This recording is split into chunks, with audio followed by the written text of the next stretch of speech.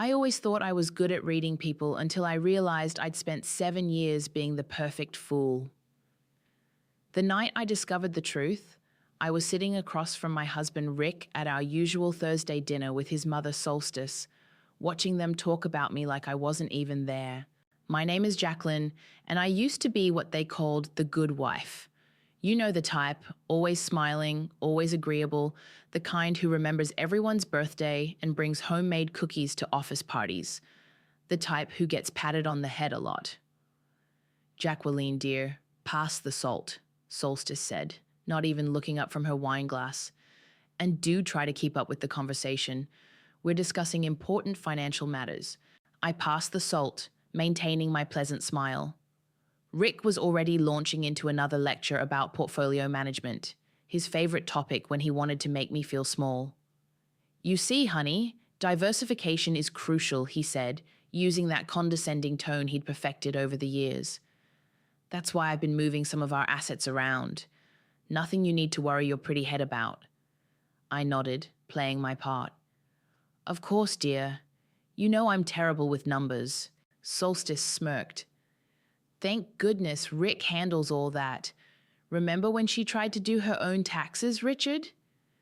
They shared a knowing laugh. I took another sip of wine, remembering how my grandmother Danielle had taught me to calculate compound interest when I was 12. How she'd helped me open my first investment account at 16. How she'd made me promise to always keep some quiet money, just in case.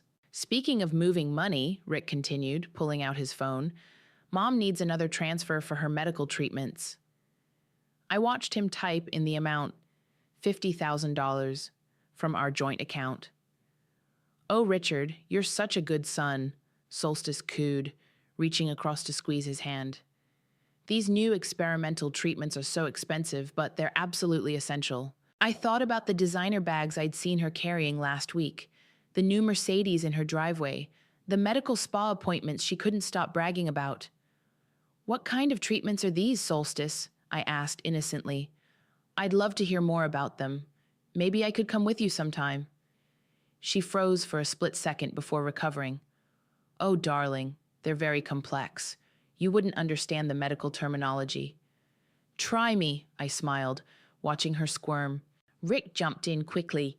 "Honey, let's not interrogate Mom about her private medical issues. It's not polite." I apologized softly, playing the chastised wife. But something inside me had snapped. 7 years of nodding and smiling while they treated me like a child.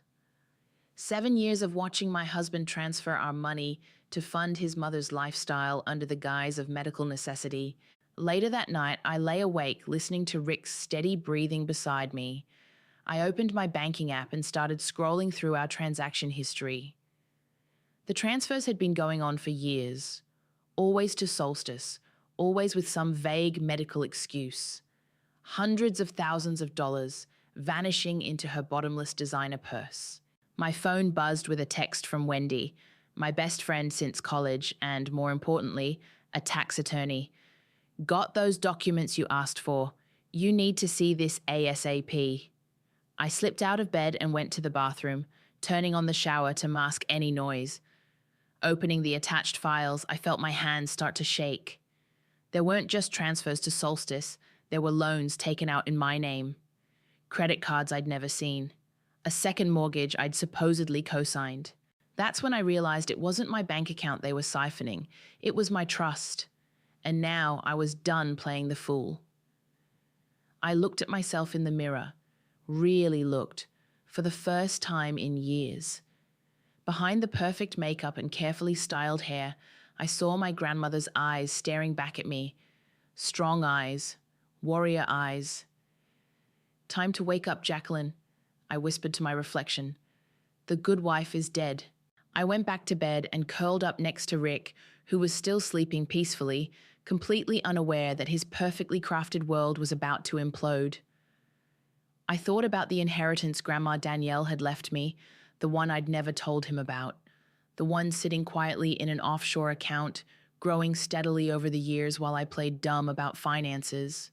Tomorrow I would start making calls. Tomorrow the mask would come off. But tonight, I would sleep beside my husband one last time, dreaming of all the ways I was going to make him regret underestimating me. Wendy's office always smelled like fresh coffee and expensive leather. She had the kind of space that screamed success without trying too hard, unlike Solstice's gaudy mansion filled with fake gold everything. "You're going to want to sit down for this," Wendy said, sliding a thick folder across her desk. Her usually playful expression was dead serious. I opened the folder and started reading. With each page, I felt my stomach tighten. He took out a second mortgage. Without my knowledge? Technically, he had your knowledge. Wendy pointed to a signature at the bottom. "That's your signature, isn't it?" I leaned closer. "No, I mean, it looks like mine, but I never signed this." "I was afraid you'd say that." Wendy pulled out another document. "Because I found 7 more instances of your signature on documents you apparently never saw, including this home equity line of credit." My hands were shaking as I flipped through the pages. "How much?" "Total? Just over $800,000. The room started spinning. I gripped the edge of Wendy's desk until my knuckles turned white. "There's more," Wendy said softly. "I ran a complete financial audit. Your joint accounts have been systematically drained over the past 5 years. Most of the money went to Solstice, but there are other transfers too. Different accounts, different names. Show me everything." For the next 2 hours, Wendy walked me through spreadsheets, bank statements, and transfer records. Rick hadn't just been stealing, he'd been building a separate financial life behind my back. "What's this one?" I pointed to a recurring transfer. $5,000 every month to someone named Maria King? Wendy's expression changed. "That's actually something else I needed to show you." She turned her computer screen toward me and pulled up a social media profile. Maria King, 29, works at Rick's company as a junior executive. The woman in the profile picture was gorgeous, all long legs and perfect teeth. But it was the next photo that made my blood run cold. Rick and Maria on a beach, his arms around her waist, both of them laughing at the camera. "The timestamp says this was taken 3 weeks ago," Wendy said gently, "in Ibiza." I remembered Rick's business trip to Europe, how he'd brought me back an expensive perfume to apologize for missing our anniversary. "I found their flight records," Wendy continued. "They've taken 6 trips together in the last year alone, all charged to your joint credit card." I started laughing, a hollow, bitter sound that surprised even me. "So I'm not just funding his mother's shopping addiction. I'm paying for his mistress too." "Jackie," Wendy reached across the desk to grab my hand. "There's something else you should know. Remember that inheritance your grandmother left you? The one I never told Rick about? What about it?" "That was the smartest thing you've ever done. Because if he'd known about it, it would be gone by now too." I thought about Grandma Danielle, about her insistence that I keep that money separate. "A woman needs her own resources," she used to say. "Men come and go, but money stays loyal if you treat it right." "How much is in that account now?" I asked. Wendy smiled for the first time that day. "With the investments I've been managing, just over $2 million. I sat back, feeling something shift inside me. $2 million, my secret weapon. "Wendy," I said slowly, "I need you to help me set up some new accounts, and I need them to be completely untraceable." "Already done." She pulled out another folder. 5 accounts, 3 different banks, all ready for whatever you want to transfer. I stared at my oldest friend, suddenly grateful for all those years she'd insisted on handling my boring tax stuff that Rick thought was beneath him. "One more thing," Wendy said, pulling up another document. "I found these travel receipts from last week. Rick just booked another trip to Ibiza for next month. Let me guess, with Maria? First-class tickets, luxury resort, all charged to your account." She paused. "He's taking her over your birthday weekend." I stood up, smoothing down my dress. "Well then, We better get started, because by next month, those accounts are going to be empty, and I'm going to be gone. What about Solstice? Wendy asked. She's going to lose her mind when the money stops flowing. I thought about all those condescending dinners, all those fake medical treatments, all those times she'd made me feel small. Good, I said, picking up the folders. It's about time she learned how to live within her means, and it's about time I stopped being the good wife and started being the smart one. Wendy grinned. Welcome back, Jackie. I've missed you. I'm thinking of starting an art retreat, I announced over breakfast, watching Rick's face for any reaction. You know, to help other women discover their creative side. He barely glanced up from his phone. That's nice, honey. Just don't expect me to fund another one of your little projects. Oh, I wouldn't dream of it, I smiled, thinking of the transfer I'd just completed. $500,000 moved from our joint account to my new art retreat business account. I'll figure it out myself. Rick's phone buzzed. His expression changed slightly as he read the message, and I knew it was from Maria. He'd been getting sloppy lately, leaving his phone unlocked, smiling at texts during dinner. Emergency at work, he said, standing up. Don't wait up tonight. Of course not. I kissed his cheek, playing my part perfectly. Good luck with your emergency. As soon as his car left the driveway, I got to work. I'd been preparing for this day for weeks, ever since that dinner with Solstice. Every morning after Rick left, I had exactly 9 hours to execute my plan before he returned, or didn't, depending on which woman he was with. I called Wendy. It's time, start the transfers. Already on it, she replied. The first million is moving now, clean and quiet, just like we planned.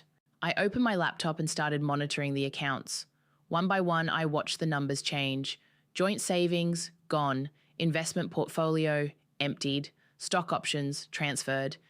Each transaction perfectly legal, perfectly documented, and perfectly timed. My phone rang. Solstice. Darling, she purred. I'm planning a little medical detox cruise. Nothing serious, just a necessary treatment. Richard usually handles these things. Of course, I said sweetly. I'm sure he'll take care of it. He always does. You're such an understanding wife, she said. Not like Richard's first wife. She was always questioning everything, making such a fuss about money. It's why they divorced, you know. I didn't know. Rick had never mentioned being married before. How interesting, I said, watching another $500,000 disappear from our accounts. Tell me more about her. Oh, she was dreadful, always complaining about Richard helping me with my medical needs. In the end, she tried to take him for everything, but Richard was too smart for her. Solstice laughed. She ended up with nothing. I thought about the forged signatures Wendy had found.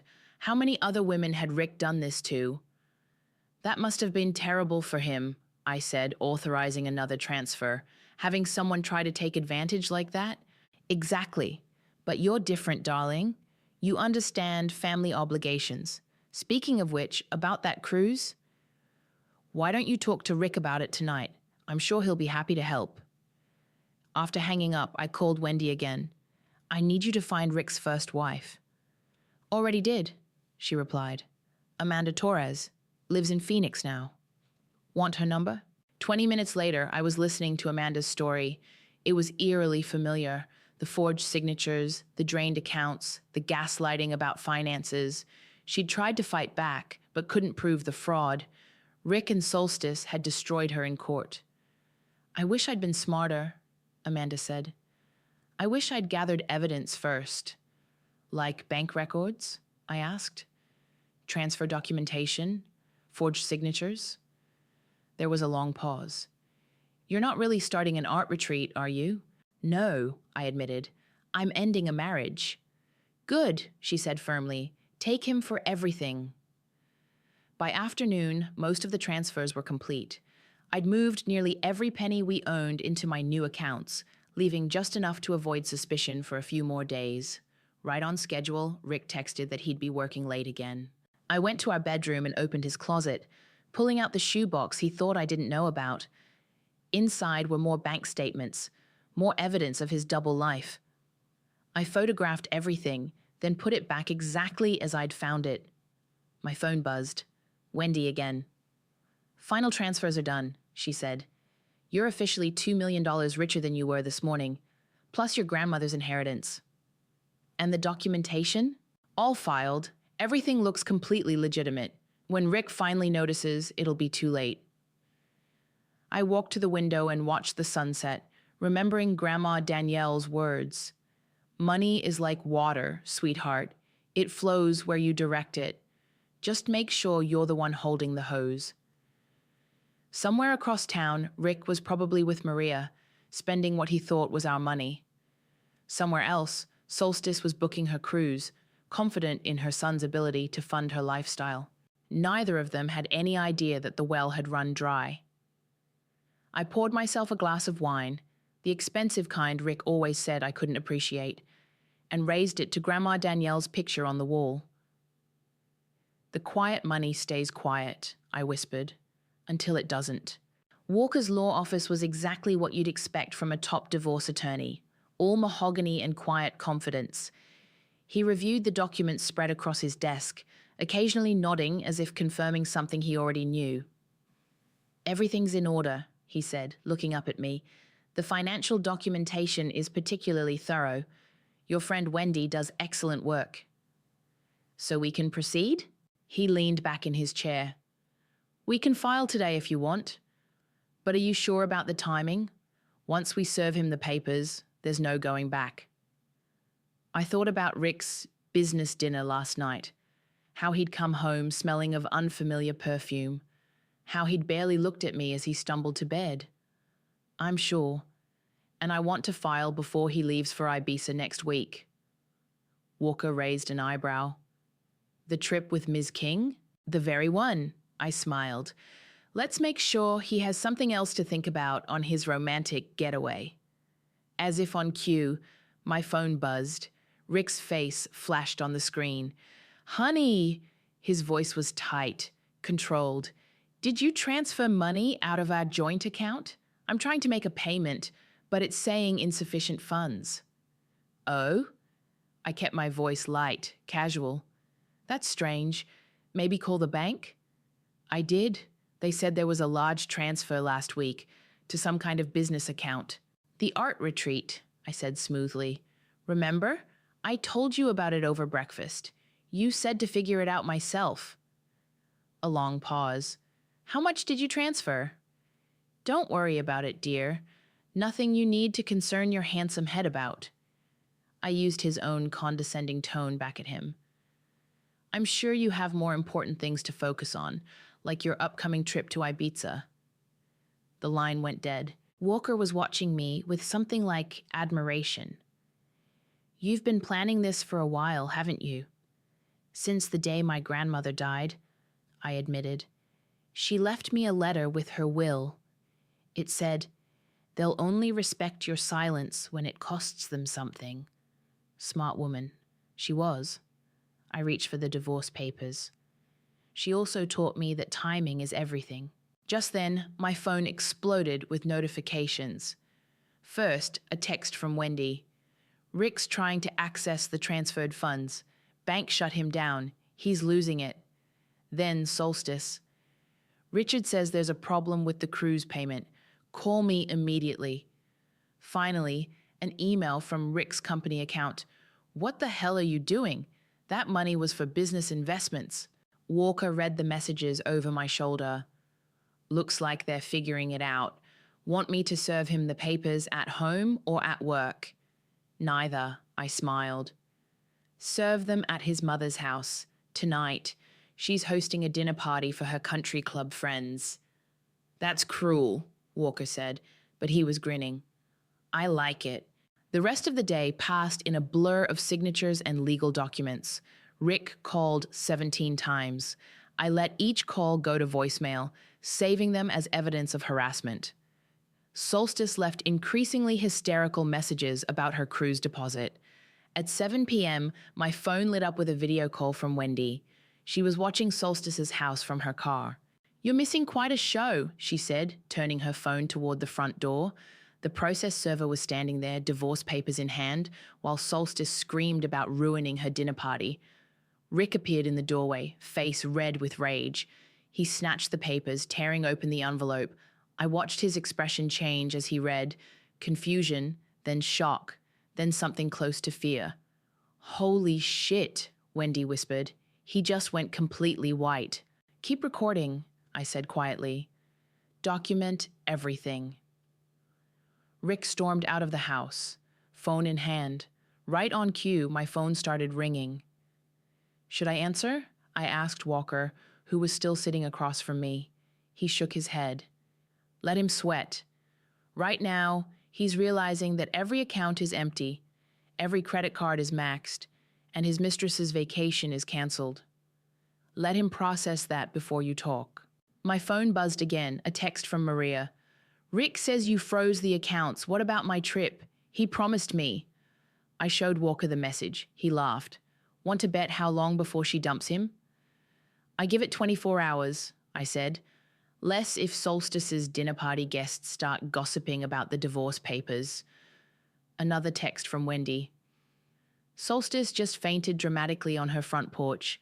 Someone called an ambulance. Want to bet she tries to bill you for it?" I thought about all the fake medical bills, all the manipulative tears, all the years of condescension. "Let her try," I said, picking up my purse. "I hear bankruptcy is very therapeutic." Walker started gathering the documents. Ready for what comes next? I remembered Grandma Danielle's words. "The best revenge isn't served cold, it's served with paperwork." "More than ready," I said. "Let's make some noise." The front door slammed so hard the windows rattled. Rick stormed into our living room, divorce papers crumpled in his fist, face purple with rage.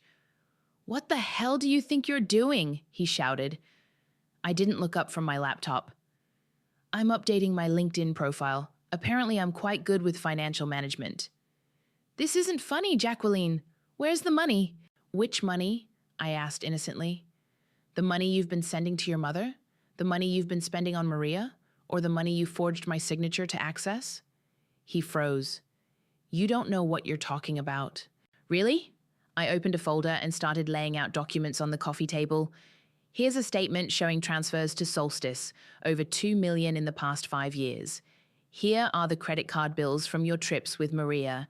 And here, I saved the best for last, are 7 different loans with my forged signature. You had no right." "I had every right. It was my money too, Rick. Every penny you stole, every account you drained, every signature you forged, it was all documented. And now it's all evidence." His phone buzzed. He glanced at it and swore. "Maria?" I asked.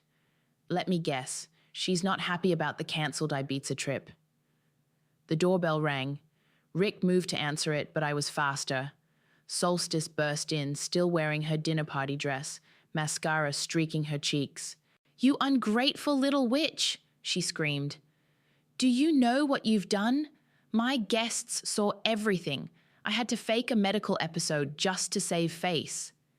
"Fake a medical episode?" I repeated. "Like all those fake medical treatments I've been paying for? How dare you? I have very serious conditions." "The only condition you have is chronic entitlement," I cut her off, "and I'm not funding it anymore." Rick stepped between us. "You can't do this. I'll fight you in court. You'll what?" I opened my laptop, turning it to face them. "Contest the transfers. They're all legal. Claim I stole the money. I have documentation for everything. Try to hide assets. Too late. I already found them all." Solstice sank onto our expensive couch, the one she'd insisted we buy. "Richard, do something!" Rick's phone buzzed again and again. He checked it, his face growing paler. "Maria's going public," I said, not even needing to look. "She's threatening to tell everyone about your relationship, isn't she? About the money you promised her?" "You bitch," he whispered. "You planned this whole thing." "No, Rick, you planned this. Every lie, every betrayal, every stolen dollar, those were your choices. I just decided to stop playing along." The doorbell rang again. This time it was Gareth, Rick's business partner, looking grim. "Rick," he said, "we need to talk. The board's calling an emergency meeting. Something about misappropriated funds?" Rick spun to face me. "You didn't. I didn't have to. Your girlfriend did. Check your email." He pulled out his phone, hands shaking as he read.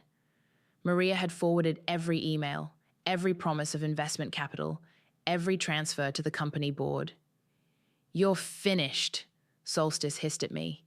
"No one betrays my son like this." I laughed, actually laughed, and pulled out my phone. "Really? Let's ask Amanda about that." "Who's Amanda?" Gareth asked.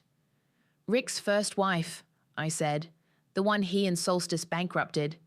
She's been very helpful with my legal strategy." Rick lunged for me, but Gareth caught his arm.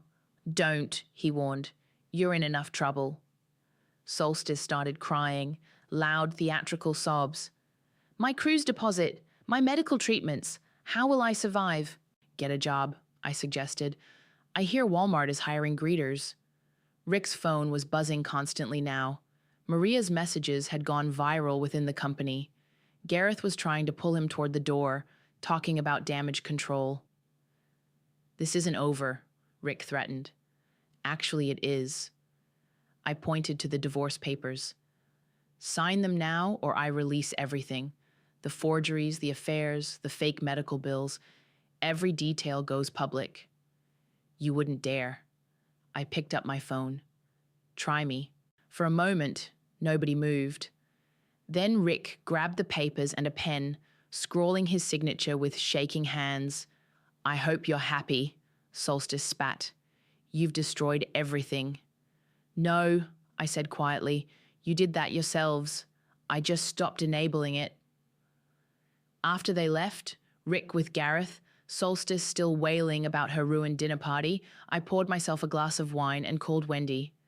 "It's done," I said. "How long before the company stock crashes?" "With what Maria just leaked? Hours, maybe minutes. Want me to send you the link? It's trending on Twitter." I smiled, thinking of Grandma Danielle's words about karma. Sometimes the universe doesn't need your help with revenge. Sometimes it just needs you to step aside and let people face the consequences of their own actions. "No need," I said. "I can watch it burn from here." The news anchor's voice filled my living room. Breaking news in the business world today as allegations of fraud and misappropriated funds rock the Morgan Group. CEO Richard Morgan faces multiple investigations. I muted the TV as Wendy walked in, carrying takeout and a bottle of champagne. "You're trending on Reddit," she announced. "Well, not you specifically, but CEO's wife exposes affair and financial fraud is the top post on 3 different subreddits." "How's Maria handling her newfound fame?"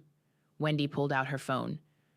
"According to her latest Instagram post, the truth will come out. I was also a victim of his lies. She's already hired a publicist." "Smart girl." I opened the champagne. "And Solstice?" "Got served with an eviction notice this morning. Apparently her landlord doesn't accept IOUs for rent." The doorbell rang. It was Walker, carrying a thick manila envelope. "You're going to love this," he said, spreading documents across my coffee table. "Maria's lawyers just filed a civil suit against Rick. She's claiming he promised her investment capital in writing. They have emails, texts, even recorded conversations." "How much?"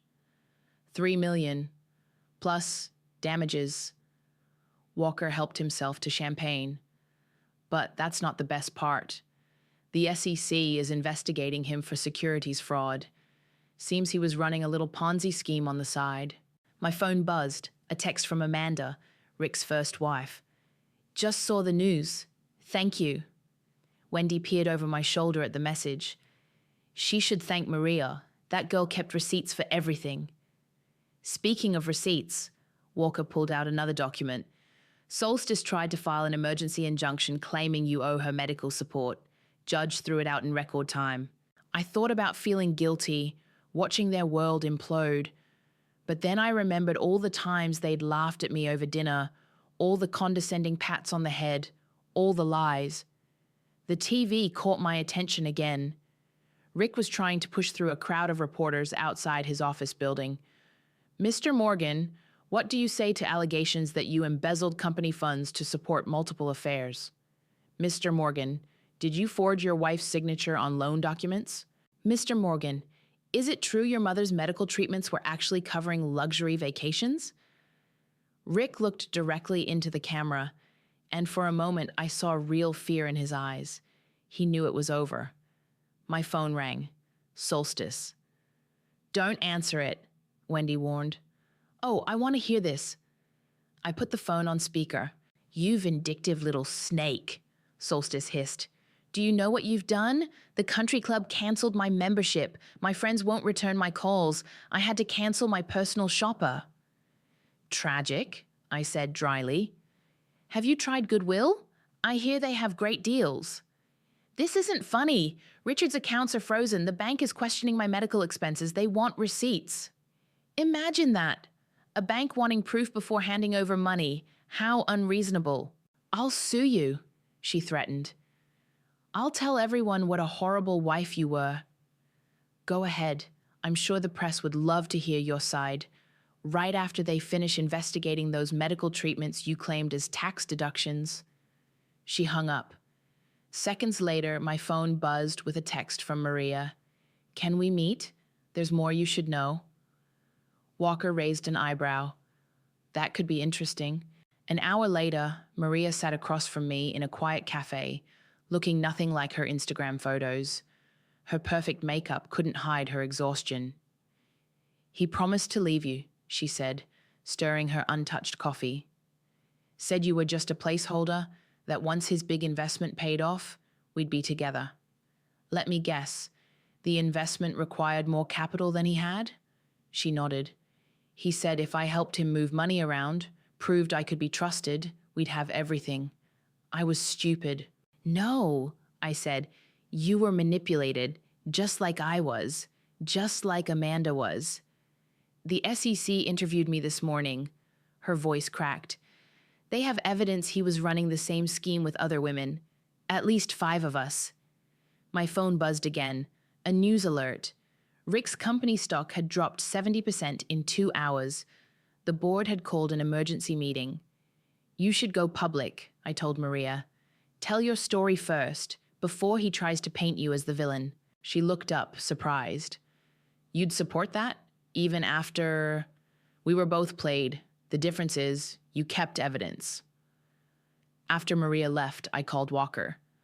"How long before Rick faces criminal charges?" "With the SEC involved?" "Days, maybe hours. The company's internal audit just uncovered a lot more than affair expenses." I thought about Rick sitting in jail, Solstice shopping at discount stores, Maria telling her story on morning shows. It should have felt like victory. Instead, it felt like karma. "You know what's funny?" I told Walker. "They thought I was the weak one, the quiet one, the one who wouldn't fight back." "Their mistake," he said. "Sometimes the quiet ones are just waiting for the right moment to roar." The courthouse hallway buzzed with whispers as Rick walked in, flanked by his lawyers. He'd lost weight since his arrest, and his designer suit hung loose on his frame. Behind him, Solstice tottered on last season's heels, clutching a knockoff handbag. "Ready?" Walker asked, adjusting my blazer. "I've been ready for 7 years." Inside the courtroom, Rick's lawyer tried to paint me as vindictive and unstable. A woman scorned, out for revenge, mentally unfit to make financial decisions. Then Walker stood up. "Your Honor, I'd like to present evidence of systematic financial abuse spanning 7 years." He gestured to the screen where documents began to appear. First, the forged signatures. For 2 hours, Walker methodically laid out every transaction, every lie, every manipulation. Rick shifted uncomfortably in his seat as his own emails appeared on screen, promising Maria money he'd stolen from me. "And now," Walker said, "I'd like to call Jacqueline to the stand." The courtroom fell silent as I walked up. Rick wouldn't meet my eyes. Jacqueline, Walker began, when did you first suspect your husband was misappropriating funds? Objection! Rick's lawyer jumped up. The SEC investigation is still pending. Overruled, the judge said. Continue. I looked directly at Rick. I suspected when he started treating me like I was too stupid to understand money. My grandmother taught me everything about finance when I was young. She said knowledge is power, but sometimes it's smarter to let people underestimate you. And what did you discover? That while I played the agreeable wife, my husband forged my signature on loans, drained our accounts for his mother's fake medical treatments, and used our money to fund affairs with multiple women, all while telling me I couldn't be trusted with a credit card. Solstice made a choking sound from the gallery.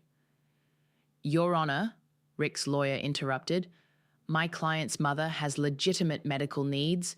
Really? Walker pulled up another document. Because according to her social media, she was getting medical treatments at the Four Seasons Maldives last spring. Unless luxury resorts are now covered by insurance? The judge peered at Solstice over his glasses. She shrank in her seat. Jacqueline, Walker continued, what do you want from these proceedings? I straightened my shoulders. I want what's legally mine. But more importantly, I want Rick and his mother to face consequences for once in their lives. They've done this before. To Rick's first wife, to Maria, to other women we're still discovering. They treat people like ATMs, using emotional manipulation and fraud to fund their lifestyle. Rick finally looked at me, his face a mask of fury and fear. Your Honor, his lawyer tried again. My client is willing to offer a generous settlement. With what money? Walker interrupted. The SEC has frozen his assets. His company stock is worthless, and Ms. King's lawsuit has first claim on anything left. The judge raised his hand for silence. I've heard enough. Given the evidence of financial fraud and abuse, I'm granting the divorce with full division of assets as requested. Furthermore, I'm referring the forgery evidence to the district attorney's office. Rick jumped up. You can't do this. She's trying to destroy me. No, Richard, the judge said firmly. You destroyed yourself. In the hallway after the hearing, Solstice cornered me, her hand raised to slap my face. I caught her wrist mid-air. Hands off, Solstice, I said quietly. Some women are wired for war. You should have known. She jerked away, mascara running. You've ruined everything. Where am I supposed to live? How will I pay for my treatments? Maybe try actual medical care instead of spa vacations? I hear Medicaid covers that. Rick appeared behind her, his face twisted with rage. You think you've won? This isn't over. Actually, it is. Maria walked up, recorder in hand. Thanks for the confession about the other investment schemes, Rick. The SEC investigators send their regards. He lunged for the recorder, but courthouse security was faster. As they led him away, I heard him shouting about appeals, about revenge, about making me pay. But I wasn't listening anymore. Outside, reporters swarmed us with questions. Walker handled them while I walked to my car, where Wendy was waiting. How do you feel? She asked.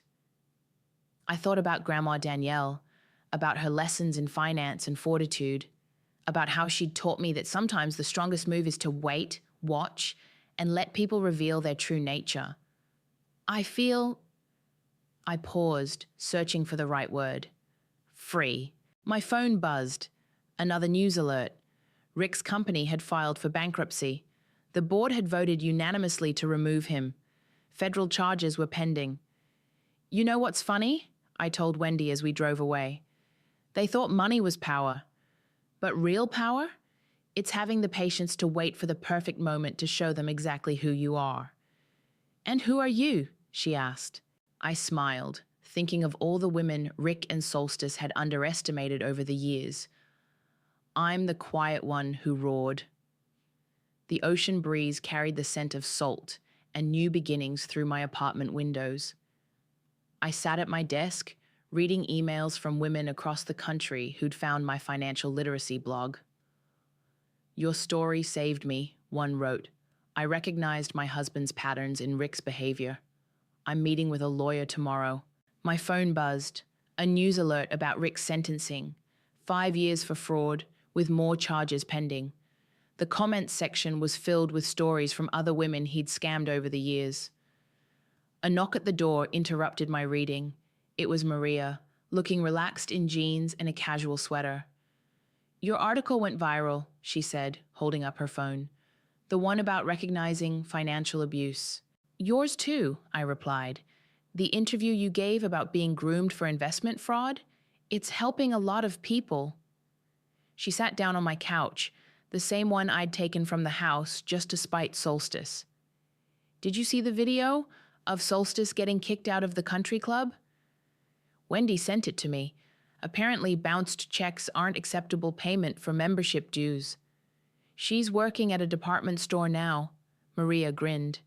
"In the returns department." My laptop pinged with a new email from Amanda, Rick's first wife. She'd started a support group for survivors of financial abuse. "We're 20 members strong now," she wrote. "Each woman has a similar story. Each one is taking back control." "You know what's ironic?" Maria said, reading over my shoulder. "Rick and Solstice thought they were so clever, using people for money.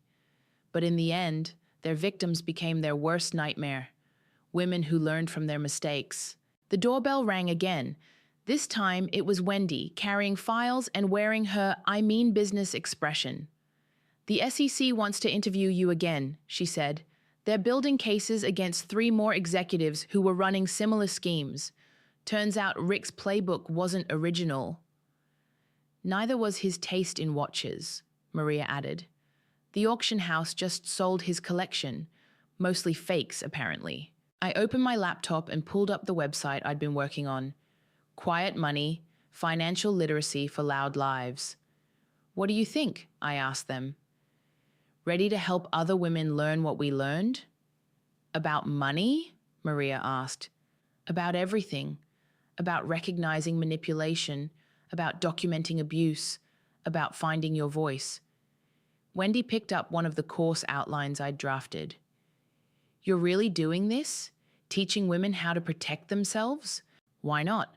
We learned the hard way. Maybe we can help others learn the easy way."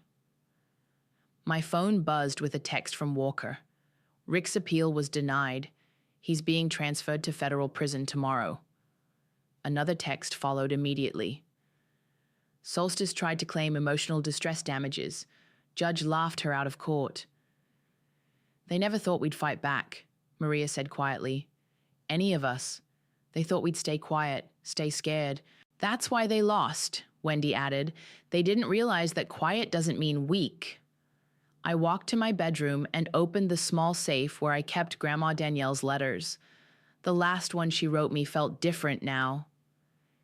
"Remember, sweetheart, money is just paper. But knowledge is freedom, and freedom is power." Back in the living room, Maria was scrolling through comments on her latest article. "Listen to this one. I thought I was alone. I thought I was stupid for trusting him. But now I know I wasn't stupid. I was targeted, and I'm not alone anymore." Wendy pulled up the course outline on my laptop. "We should add a section about documentation, teaching women how to gather evidence legally, and one about building support networks," Maria added. If I'd known other women were going through the same thing. I looked around my new apartment, smaller than the house I'd shared with Rick, but filled with more truth, more strength, more purpose. On the wall hung Grandma Danielle's favorite saying, "Sometimes the best revenge is living well and helping others do the same." My phone lit up with another message, this one from a woman in Seattle. "I found your blog just in time. Thank you for showing me what strength looks like." I thought about Rick in his prison cell, Solstice folding returned sweaters, and all the women they'd tried to silence finding their voices at last. "You know what?" I told Maria and Wendy. "I didn't light the fire. I just built the fireplace, laid the logs, and waited for them to walk in holding the match." Wendy raised her coffee cup in a toast. To quiet women. No, I corrected her, opening my laptop to start writing. To women who refuse to stay quiet. The ocean breeze carried the sound of waves through my window, constant, powerful, and free, just like us,